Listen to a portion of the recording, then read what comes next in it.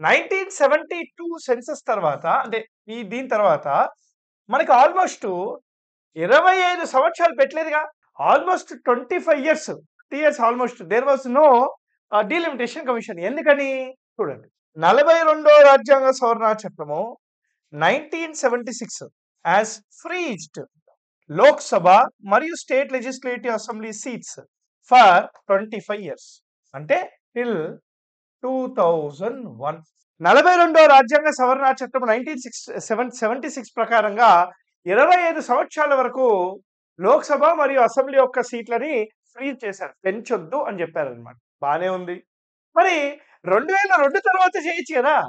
మరి 2011 లేదు, 2021 లేదు. మరి 2000 తర్వాతైనా చేయాలి గదా!